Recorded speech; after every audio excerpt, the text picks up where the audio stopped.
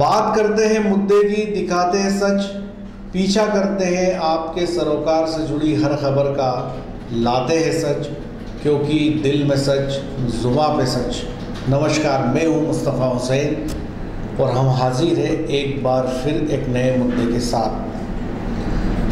शिवराज सिंह चौहान ने मध्य प्रदेश के मुख्यमंत्री पद की शपथ ले ली और सदन में विश्वास मत भी हासिल कर लिया। और जैसा कि हमने कहा था कि शिवराज सिंह चौहान की ताजपोशी के साथ ही मध्य प्रदेश में चीफ सेक्रेटरी बदले जाएंगे, डीजीपी बदले जाएंगे। सीएम शिवराज ने इकबाल सिंह बैस को नया सीएस बना दिया। सबसे ख़ास बात यह है कि मध्य प्रदेश के इतिहास में पहली बार एक सप्ताह में 3 चीफ सेक्रेटरी बनाए गए। आरएस मोहंती की जगह कमलनाथ सरकार ने गोपाल रेड्डी को चीफ सेक्रेटरी बनाया था, लेकिन सीएम शिवराज ने अपनी पसंद से अपने करीबी आईएएस अफसर इकबाल सिंह बैस को चीफ सेक्रेटरी बना दिया आज। दूसरी ख़ास बात, इसके बाद एक बड़ी प्रशासनिक सर्जरी भी हो सकती है जिसमें 2 दर्जन आईएएस और आईपीएस अधिकारी बदले जा सकते हैं और उसकी तैयारियां सीएम सेक्रेटरीट में शुरू हो चुकी है कि कौन कौन अधिकारी बदले जाएंगे, किनको कहां से कहां भेजा जाएगा। शिवराज सिंह चौहान के शपथ के बाद अब उनकी बड़ी जवाबदारी है राज्यसभा। राज्यसभा की यदि बात करें तो मध्य प्रदेश में इस समय 206 विधायकों का सदन है। उस मान से राज्यसभा की सीट के लिए, एक सीट के लिए 54 विधायकों का वोट होना ज़रूरी है। ऐसी स्थिति में 2 राज्यसभा सदस्य के लिए 108 वोट चाहिए। यदि आज सदन की बात करें तो बीजेपी को 112 विधायकों का सपोर्ट मिला, जिसमें 107 विधायक उसके अपने हैं और 5 निर्दलीय, जिसमें 2 बसपा के, 1 सपा के और 2 निर्दलीय। इस तरह सदन में बीजेपी की जो संख्या है वो 112 है। वहीं कांग्रेस की जो सदन में संख्या है वो 94 है, जिसमें 92 कांग्रेस के और 2 निर्दलीय। इस मान से अब राज्यसभा का गणित उलट गया है। पहले कांग्रेस के 2 राज्यसभा सदस्य चुने जाने थे, लेकिन 22 विधायकों के इस्तीफे के बाद अब राज्यसभा में कांग्रेस का 1 ही सदस्य जा पाएगा और 2 सदस्य भारतीय जनता पार्टी के जाएंगे। ज्योतिरादित्य सिंधिया के कांग्रेस से निकलने के बाद पहला झटका मध्य प्रदेश की कमलनाथ सरकार चली गई। दूसरा झटका, राज्यसभा में 26 तारीख को जब मतदान होगा तो बीजेपी अपनी 2 सीटें ले जाएगी, तो 1 सीट का नुकसान सीधे सीधे कांग्रेस पार्टी को होगा। तो 26 को मतदान के बाद शिवराज की ये जवाबदारी भी है कि उसके 2 सदस्य दिल्ली जाएं। उसके बाद दूसरी एक बड़ी जवाबदारी शिवराज सिंह चौहान पर रहेगी, वो होगा कि कैसे वो अपने मंत्रिमंडल का विस्तार करेंगे, कैसे अपना मंत्रिमंडल गठन करेंगे। यदि हम मंत्रिमंडल की बात करें तो शिवराज सिंह चौहान के सामने बहुत लंबी फहरिस्त है। इस सीएम का मध्य प्रदेश मंत्रिमंडल का जो कोटा है वो 35 मंत्रियों का है और जानकारी ये आ रही है कि पहली बार में 25 लोगों को, 25 विधायकों को मंत्री पद की शपथ दिलाई जाएगी। अब इन 25 मंत्रियों में कौन कौन लोग मंत्री होंगे? सबसे ख़ास बात यह है कि 6 कांग्रेस के पूर्व विधायक वे हैं जो कमलनाथ सरकार में मंत्री हुआ करते थे, जिसमें तुलसी सिलावट, गोविंद सिंह, महेंद्र सिंह सिसोदिया, इमरती देवी, प्रभुराम चौधरी और प्रद्युमन सिंह। ये 6 मंत्री निश्चित तौर पे शिवराज मंत्रिमंडल में शपथ लेंगे। इनके नाम बदलना मुश्किल है। और 3 और ऐसे पूर्व विधायक हैं जिसमें हरदीप सिंह डंग, बिसाहू लाल सिंह और ऐदल सिंह कंसाना, जिन्होंने पहले दिन से ही बागी तेवर बताए और आखिरी तक वे सिंधिया कैंप में जमे रहे। और सबसे पहला इस्तीफा जो दिया वो हरदीप सिंह डंग ने दिया। तो ये भी माना जा रहा है कि सीएम शिवराज इन 3 लोगों को भी अपने मंत्रिमंडल में शामिल करेंगे। इस प्रकार करीब 9 से 10 लोग जो सिंधिया समर्थक हैं उनको मंत्री बनाया जा सकता है। ऐसी स्थिति में बचते हैं 15 मंत्री।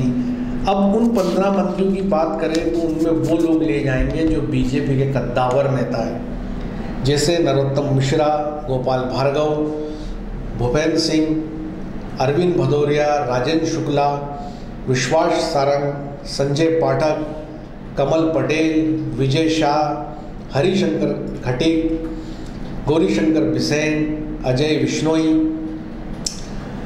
जगदीश देवड़ा। ये तमाम वो लोग हैं जो पिछली सरकारों में बीजेपी की मंत्री रहे हैं, सीनियर लोग हैं, मंत्रिमंडल में शामिल रहे हैं। इसलिए निश्चित तौर पे कहा जा रहा है कि इनको तो मंत्री बनाया जाना ही है। तो ये संख्या भी करीब 14-15 की होती है। तो पहली खेप की अगर बात की जाए तो 25 का जो टारगेट है वो सिंधिया समर्थकों और सीनियर बीजेपी लीडर्स की गिनती लगा ले तो ये 25 का टारगेट पूरा हो जाता है। अब बात आती है, जैसे ओम सकलेचा का नाम भी सुनाई दे रहा है कि वे चौथी बार विधायक है, इसलिए वे भी मंत्रिमंडल में जा सकते हैं। लेकिन एक तरफ जहां हरदीप सिंह डंग का नाम आ रहा है, दूसरी तरफ जगदीश देवड़ा काफ़ी सीनियर है। ऐसे में इस समय ये इस बात की संभावना कम नज़र आती है कि नीमच मंदसौर से 3 लोगों को मंत्री बनाया जाए, क्योंकि जो इस समय चौथी जो बड़ी जवाबदारी सीएम शिवराज के सामने है वो है कि 24 विधानसभा सीट जहां पे उपचुनाव होना है वहां से अपने विधायकों को जिताना, ताकि मध्य प्रदेश में स्थिर सरकार दी जा सके। यदि आज जो सदन में अंकगणित रहा उसी को आधार बनाया जाए तो 112 बीजेपी के माने जा सकते हैं, 107 बीजेपी के और 5 निर्दलीय, और कांग्रेस के 94, जिसमें से 92 कांग्रेस के और 2 निर्दलीय। अब जो अंकगणित है वो कहता है कि जिन 24 जगह पे चुनाव होना है उनमें से एटलीस्ट 22 विधानसभा सीटों पर हर हाल में कांग्रेस को विजय हासिल करनी पड़ेगी। यदि वो 22 सीटें जीतती है तो आज के अंकगणित के मान से उसका सदन में बहुमत हो सकता है और वो 116 ला सकती है। तो कांग्रेस अपने टारगेट को पार नहीं कर पाए और बीजेपी का बहुमत बरकरार रहे, इसलिए सीएम शिवराज को कुछ इस प्रकार की जमावट करनी है कि ज़्यादा से ज़्यादा लोग चुनाव जीत के आए। उसके लिए मंत्रिमंडल के गठन में भी ख़ास तौर पे ध्यान दिया जाना है। उन क्षेत्रों को प्रमुखता दी जाएगी जहां पे विधानसभा चुनाव होने, ताकि मंत्री के प्रभाव आभा मंडल से वहां चुनाव में जीत हासिल की जा सके। तो इस प्रकार से जो 4 बातें प्रमुख रूप से सीएम शिवराज के सामने हैं वो है कि प्रदेश में प्रशासनिक सर्जरी, जो अपने मत और मन वाले अफसर हैं उनको बिठाया जाए ताकि उपचुनाव में उसका कहीं ना कहीं सरकार को फ़ायदा मिले। दूसरी बात है राज्यसभा में 2 लोगों को चुना जाना बीजेपी से। तीसरा, सफलतापूर्वक मंत्रिमंडल का गठन करना ताकि विरोध भी ना पैदा हो और उन क्षेत्रों को कवर किया जा सके जहां उपचुनाव होना है। और सीएम शिवराज के सामने चौथी चुनौती है वो है उपचुनाव की जो 24 विधानसभा सीटें हैं वहां से अधिकतम बीजेपी उम्मीदवारों को जिता कर लाना।